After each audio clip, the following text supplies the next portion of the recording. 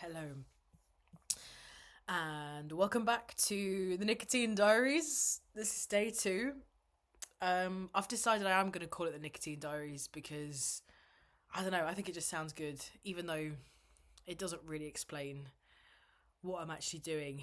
Yeah, it's the 29th of September, and I have 2 full days of no vaping, no nicotine. My trusty app will tell me exactly how many days and hours. Come on. 2 days and 2 hours. Oh, it's trying to tell me things on the app. I don't want to know that. 2 days and 2 hours nicotine free. Yeah, baby. That's quite good. And £12 saved. So yeah, that is good. I feel good about that. Today's not been a great day. Today's been difficult.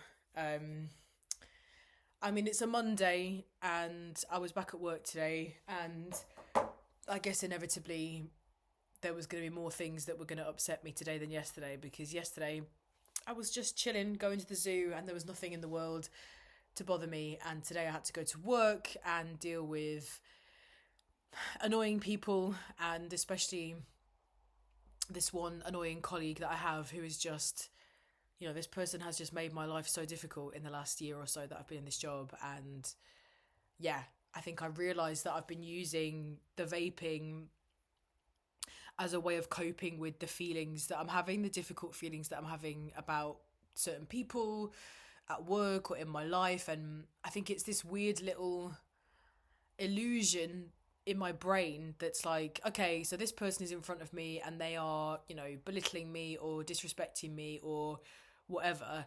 And rather than deal with that situation and deal with my emotions in relation to it, I'm gonna hit the vape, and then that is gonna give me the illusion that I've solved the problem. And I haven't solved the problem, I've just created a bit of a dopamine hit in my brain so that I don't have to think about the problem, I guess. I don't know. Yeah, it's like I think that vaping and nicotine is solving issues in my life, and it's not. It's just creating sort of, yeah, distance, I guess, between me and them. It's not actually helping me face things. Because today, a lot of the things that came up that were bothering me were things that would have bothered me even if I had my vape. It just made me think about vaping more. But if I had been able to vape today, or if I had vaped, it wouldn't have actually changed the reality of the situations that I'm in. If anything, it's kind of shown me that, yeah, it's shown me the extent to which I allow other people to dictate and control my happiness and my emotional state from 1 hour to the next. And rather than deal with that and deal with my emotions and learn to sort of let things go and not let people bother me, I'm hitting this vape as if that's solving the problem, and it's just not. And yeah, I think I've allowed certain people and situations in my life to have this stronghold, this grip over my internal space and over my happiness for quite a while now. And the vaping isn't fixing any of it. It's just giving me this illusion that I'm doing something about it when I'm not. And it's not actually making the problems any easier to deal with. Does that make sense? So yeah, and I didn't used to be like this. Like, I didn't used to let these things bother me as much. I think other people's stuff has always bothered me. Um, it's funny. I don't know if this is going to make sense to anyone watching this, but also hello to people that actually watched my first video. I can't believe anyone actually watched it. That's really cool. So hello if you're watching this one as well. Um, yeah, so I've been in recovery from drug addiction for a little while, a couple of years, and I did a 12-step program. And I recently came across Bill Wilson's writings about emotional sobriety, which is sort of like the next frontier, or like the next thing that you're supposed to do. Once you've got clean and sober and you've done your 12 steps, is, you're working towards a kind of emotional sobriety. And it just kept coming up for me, this idea that, yeah, like I don't use drugs anymore, I don't drink anymore. Now I don't even use nicotine anymore. But I'm still not necessarily happy in my life. And I think a lot of it comes down to what Bill talks about as this kind of like dependency that we have on other people, these demands that we put on other people to satisfy our needs and to be the way that we want them to be. And then when they're not like that, my internal emotional equilibrium is set off balance, you know? And it's really, yeah, it really is just giving other people too much power over my sense of fulfillment day to day, I guess. And the vape was just this quiet little way of me giving up, essentially, rather than dealing with those feelings and dealing with those emotions and maybe having some difficult conversations with people and speaking up for myself, standing up for myself. Rather than doing all of that, I just shut down and started vaping and just pretended that that was fixing the problem. And it wasn't. So yeah, I guess, I don't know, I wasn't expecting that's what I was going to say, but I guess this is giving me quite a lot of insight because I'm noticing the moments throughout the day where I'm having that urge to vape and I'm noticing what it is that's triggering it. And a lot of it today was annoying things that other people were doing that I was allowing to bother me. And yeah, I didn't always used to be this way. Like I think before picked up the vape this time around, I had got to a place where I was able to separate other people's actions from my emotions. And I don't know, I'm not like the perfect stoic person, right? And I don't think I ever will be. And I think there are some issues maybe with the stoic philosophy, because stoicism can be a kind of front for avoidance, I think, for emotional avoidance. But yeah, I think I probably could be a bit more stoic at the moment. But I guess, yeah, I'm not necessarily interested in stoicism, but more that idea of emotional sobriety, you know, dealing with my own feelings, dealing with my reactions to things. And yeah, standing up for myself. I think I've realised, like, I don't stand up for myself ever. And that the vape has been this little sign of defeat, I guess. I've just sort of waved the white flag and gone, okay, you can just treat me like shit and there's nothing I can do, so I'll just sit here and be depressed and fucking vape, and then that'll make me feel like I'm in control of things when I'm not. I didn't know this was going to come out. I don't know if this is really personal to be sharing this on YouTube. I mean, maybe only 25 people watched the last video, but that's still quite a lot of people, and you don't know who I am. But hey, to be honest, thinking about doing this video tonight has kept me going today, because there was at least 2 moments where I was really ready to just go and buy a vape, because there's a vape shop like 3 doors down from the place that I work, in the town that I work in. And so yeah, I could have very easily gone out today and just bought a vape and gone fuck it. And there was a couple of moments when I really was going to do that. And on the way home as well, because I think a lot of the time I do buy vapes on the way home, so I think I had that association in my brain as I was driving home. But yeah, thinking about coming on here and making this video actually kept me going, so thank you if you have watched or if you are watching, because it is actually helping me, and I hope it's helping you as well. Like I said, I don't think I have any like advice necessarily or tips, or, you know, I mean, there's loads of stuff you can find on the internet. I guess I just wanted to make like a kind of, yeah, real life personal account of what I'm going through as I'm going through these withdrawals. Is there anything else to say? No, I guess not. I wanted to keep this one shorter than the last one.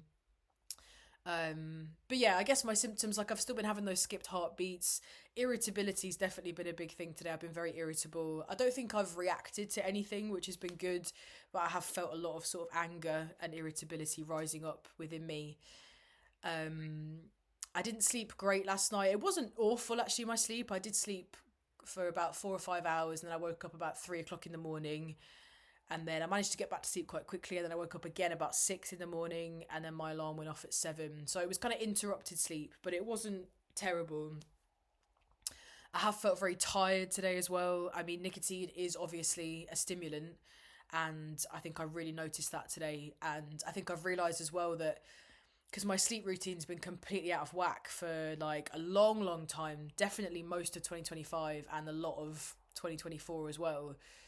And I think I was using the nicotine as a crutch for my exhaustion, to be honest, because I've been getting to bed late, waking up early to go to work, and then I'm just absolutely knocked out at work. I'm completely exhausted. But the nicotine gives me this sort of false energy that is not really coming from me. And then it becomes a cycle, because then I'm all like stimulated, and in the evening I'm vaping so much that it keeps me awake at night, and then I'm not going to bed until quite late, and then I have to get up early, and then I'm using the nicotine to deal with the tiredness, and it's just this cycle that's going on and on. I think today I actually had to deal with my tiredness, and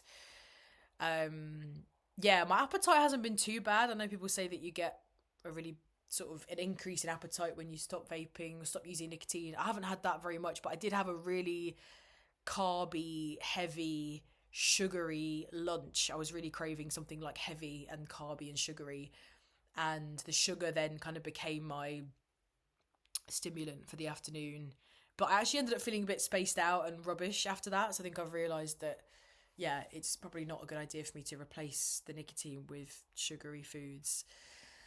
But yeah, has there been much else? Not really. I guess I realised as well that a lot of the, like, some of the feelings I've been having today have been cravings, like cravings for nicotine, and some of them have just been habitual kind of reminders in my mind, like I used to hit the vape when I'm like moving between locations at work, for example, or at the end of my lunch break, or getting in the car.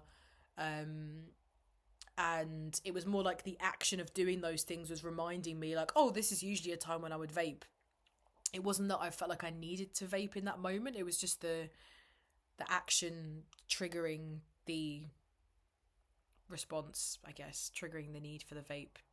So that was quite interesting to notice that I probably had more of those moments than actual cravings today.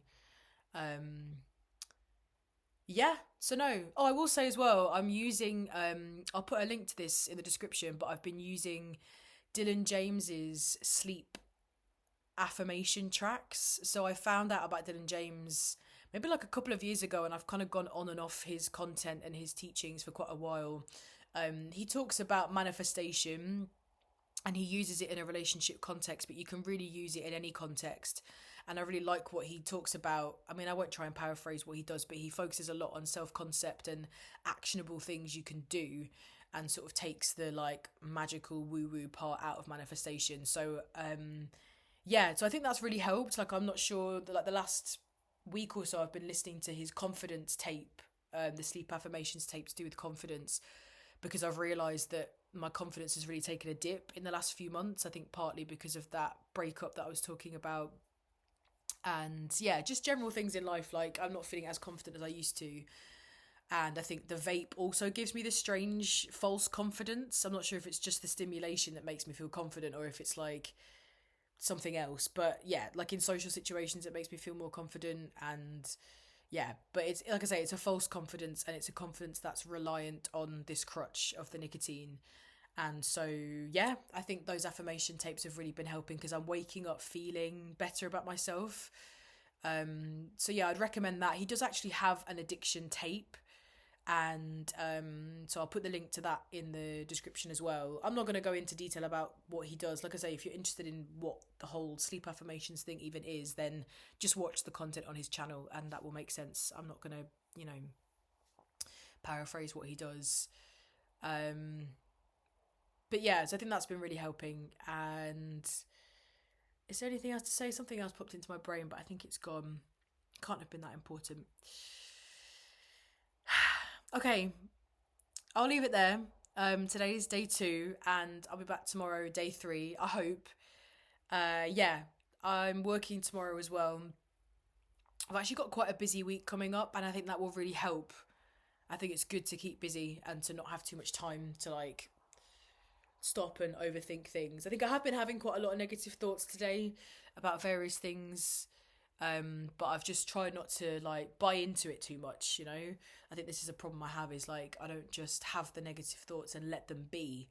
I end up like, yeah, getting high on my own supply of negativity. So yeah, okay, I said I wasn't going to go on for ages, and I have, so I'll leave it there.